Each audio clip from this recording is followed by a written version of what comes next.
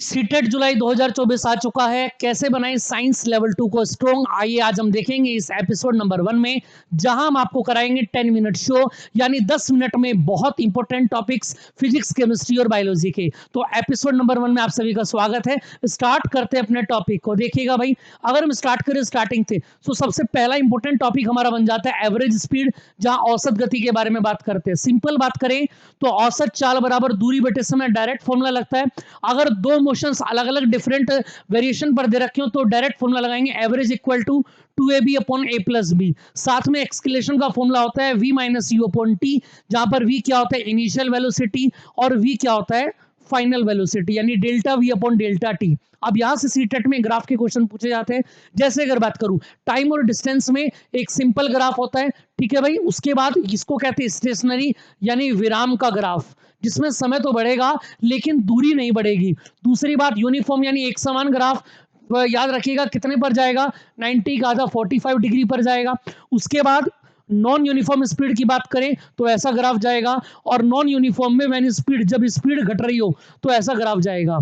Clear भाई, आगे देखते हैं। नेक्स्ट देखिएगा, अगर बात करें these graph shows straight line, यानी ये ग्राफ वे ग्राफ हैं जो रिजु रेखे रेखा रिप्रेजेंट करेंगे, यानी कि एक सिंपल रेखा रिप्रेजेंट करेंगे। कौन कौन से ग्राफ हैं आइए समझते हैं।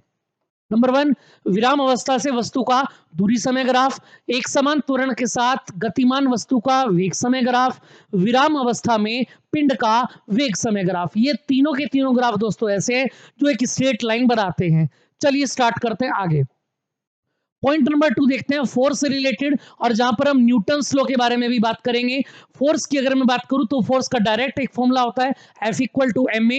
और एक बात याद रखिएगा, क्योंकि सीटेट में यहां से प्रश्न बना है, वेलोसिटी यूनिफॉर्म अगर आपकी है, किसी भी न्यूमेरिकल में वेलोसिटी अगर यूनिफॉर्म है, वेग एक समान है, तो याद रखना त्वरण कितना होगा भाई। अगर वेग एक जैसा है तो त्वरण बना ही नहीं, इसका मतलब एक्सक्लेरेशन जीरो है, और यहां से बोलेंगे आपकी बल भी कितना होगा, जीरो ही होगा। बल की बात करें तो दो पॉइंट यहां से बनते हैं, एक तो कांटेक्ट फोर्स यानी कि संपर्क बल, और दूसरा होता है नॉन कांटेक्ट असंपर्क बल। अगर कांटेक्ट फोर्स की बात करें तो याद रखिएगा, जहां पर दो वस्तुएं आपस में एक दूसरे को टच करती हो, जैसे कि फ्रिक्शन घर्षण लगता है, गति की अवस्था की विपरीत दिशा में घर्षण लगता है, नॉर्मल में विराम अवस्था में वस्तु पर लगता है, और स्प्रिंग में भी वस्तु और स्प्रिंग के बीच में लगता है। और तीनों एग्जाम्पल में वस्तु आपस में जुड़ी हुई रहती हैं। अगर मैं बात करूं नॉन कांटेक्ट की, तो मैग्नेटिक फोर्स, दोनों चुंबक के बीच में कुछ नहीं होता। ग्रेविटेशन फोर्स, ऊपर कोई फेंकेंगे तो नीचे आकर के गिरेगी, और जब भी वहां पर भी वस्तु के और पृथ्वी के बीच में कुछ नहीं होता। तीसरे पॉइंट की बात करें इलेक्ट्रोस्टैटिक, तो पॉजिटिव नेगेटिव चार्ज के बीच में अट्रैक्शन फोर्स लगता है, जहां पर भी कोई उनके बीच में किसी भी प्रकार का टचअप नहीं होता है। क्लियर भाई। न्यूटन के लॉ की बात करें, फर्स्ट लॉ क्या करता है याद रखना भाई, फर्स्ट लॉ क्या करता है, फर्स्ट लॉ होता है इनर्शिया का, यानी अगर कोई बॉडी रेस्ट में है तो रेस्ट में रहेगी, मोशन में है तो मोशन में रहेगी। कब तक, जब तक उसके ऊपर कोई बल ना लगाया जाए। क्लियर भाई। दूसरा लो क्या कहता है, दूसरा लो ये कहता है कि F इक्वल टू किसके होता है, ma के होता है।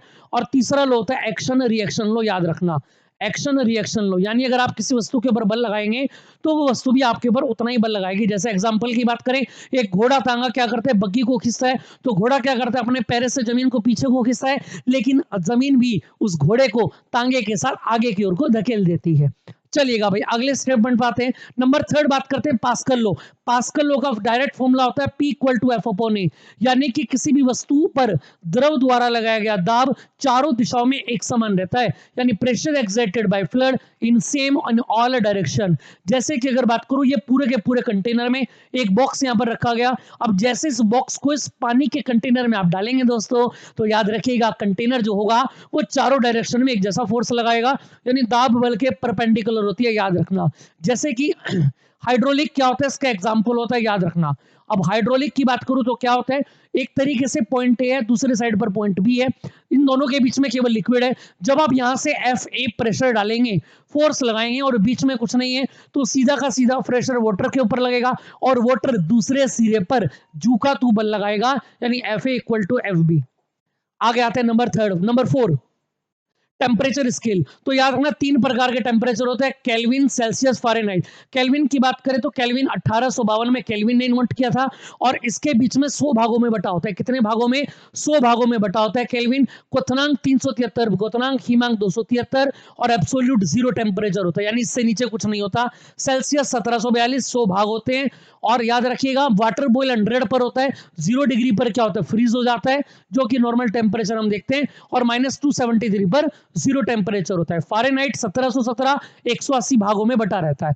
तीनों में फॉर्मूला क्या पूछा था याद रखना, डिग्री सेंटीग्रेड अपन 5 F - 32/9 K - 273/5।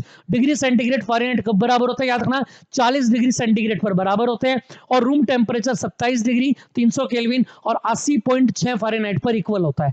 ठीक भाई, चलेगा। अगले पॉइंट पर आते देखिए, इलेक्ट्रिसिटी। अगर मैं इलेक्ट्रिसिटी की बात करूं तो हम सभी जानते हैं कि किसी भी वायर के अंदर, है ना भाई, किसी भी वायर के अंदर अगर ए, याद रखिएगा ए से बी की ओर को क्या जा रहा है भाई? करंट जा रहा है। तो याद रखना अपोजिट डायरेक्शन में इलेक्ट्रॉन गए होंगे।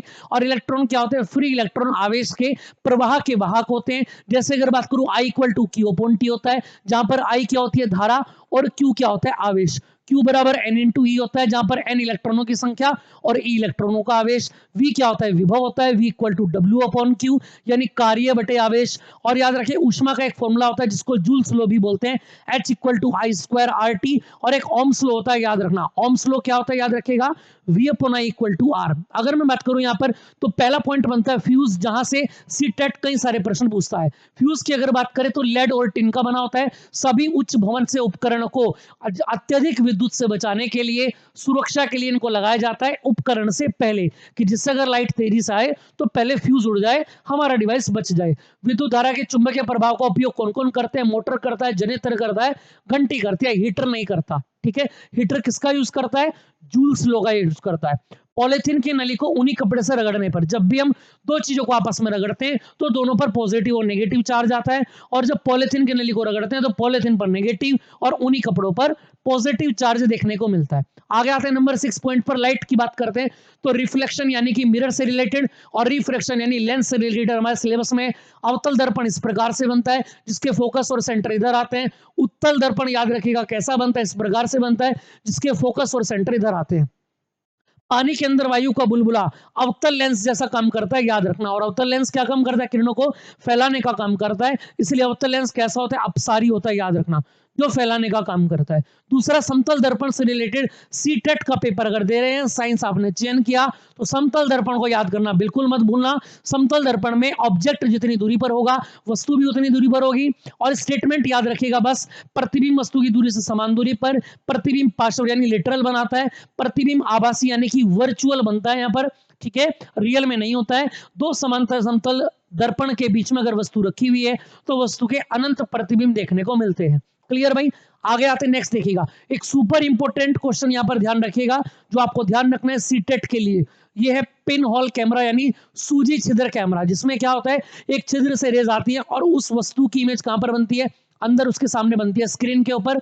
सूजी छिद्र कैमरे में जो प्रतिबिंब बनता है वो वास्तविक रियल होता है, रंगीन होता है, कलरफुल और छोटा होता है, यानी वस्तु से छोटा दिखाई देता है। याद रखिएगा, डायरेक्ट क्वेश्चन यहां से एग्जाम में देखने को मिलेंगे।